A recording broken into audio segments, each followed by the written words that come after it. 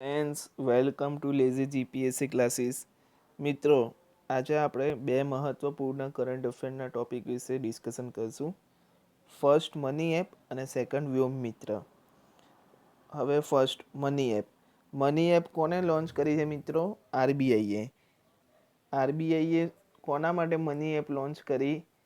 આરબીઆઈએ જે visual challenge person છે, એટલે કે જે અંધ છે, એ કરન્સી નોટને ઓળખી નથી શકતા, તેથી એમના માટે આરબીઆઈએ મની એપ લોન્ચ કરી. બરાબર છે મિત્રો? મની એપ કઈ રીતે કામ કરશે? મની એપ આપણે ઓપન કરીશું, બરાબર છે, પછી એ કરન્સીનો આપણે ફોટો લઈશું. તો ફોટો લઈશું તો એ કરન્સીને સ્કેન કરશે અને એ ઓડિયો ફોર્મમાં હિન્દી અથવા ઇંગ્લિશમાં બોલશે કે ધીસ ઇઝ 2000 રૂપીઝ નોટ. બરાબર છે મિત્રો? આ એપની બીજી એપ્લિકેશન એ છે કે આ ઓફલાઈન પણ વાપરી શકાય છે. બરાબર છે મિત્રો? અને આ હિન્દી અને ઇંગ્લિશમાં જ ટ્રાન્સલેટ કરે છે કે કેટલા રૂપિયાની કરન્સી છે. બરાબર? પણ આ એપનું એક ભૂલ પણ છે કે આ એપમાં ઓરિજિનલ કરન્સી છે કે ડુપ્લિકેટ એ પકડી શકાતી નથી. ઓકે મિત્રો? લાસ્ટ યર આઈઆઈટી રોપર દ્વારા પણ એક રોશની એપ લોન્ચ કરવામાં આવી હતી. બરાબર? હવે નેક્સ્ટ ટોપિક છે વ્યોમ મિત્ર. વ્યોમ મિત્ર એ ઈસરોની ફર્સ્ટ વુમન એસ્ટ્રોનોટ છે. એક રોબોટ છે. બરાબર છે મિત્રો? આ રોબોટનો ઉપયોગ શું છે કે 2022માં આપણે ગગનયાન મિશન છોડવાના છે. એમાં 3 એસ્ટ્રોનોટને આપણે સ્પેસમાં મોકલવાના છે. એના પહેલાં એક ડેમો માટે ઈસરોએ જીએસએલવી માર્ક 3 રોકેટની મદદથી ડિસેમ્બર 2020માં આ વ્યોમ મિત્રને સ્પેસમાં મોકલશે. બરાબર છે? અને બીજી વાર 2021માં મોકલશે. મિત્રો, આ છે વ્યોમ મિત્ર, ફર્સ્ટ હ્યુમેનોઇડ વુમન.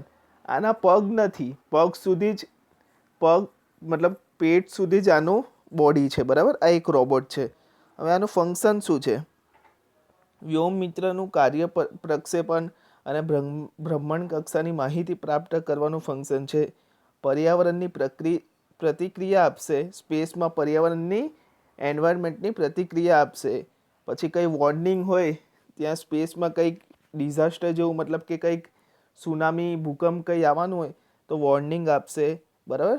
કાર્બન ડાયોક્સાઇડનું કેનિસ્ટર બદલશે. બરાબર છે મિત્રો? અને પછી વ્યોમ મિત્રો ઓપરેટિંગ સ્વિચોનું મોડ્યુલનું નિરીક્ષણ કરશે અને અલગ અલગ વોઇસ દ્વારા આદેશો આપશે.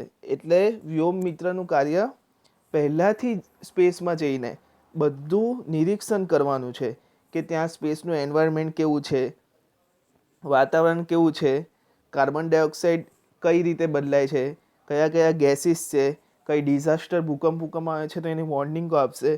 એટલે આપણા એસ્ટ્રોનોટને 2022માં મોકલશું એ પહેલાં આપણને ખ્યાલ આવી જશે કે આપણે ત્યાં શેનું રિસર્ચ કરવાનું છે અને કઈ રીતે આપણે રહેવાનું છે. ઓકે મિત્રો?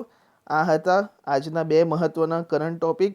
એક વ્યોમ મિત્ર, ફર્સ્ટ વુમન એસ્ટ્રોનોટ એટલે હ્યુમેનોઇડ રોબોટ, અને બીજું હતું મની એપ. ઓકે મિત્રો?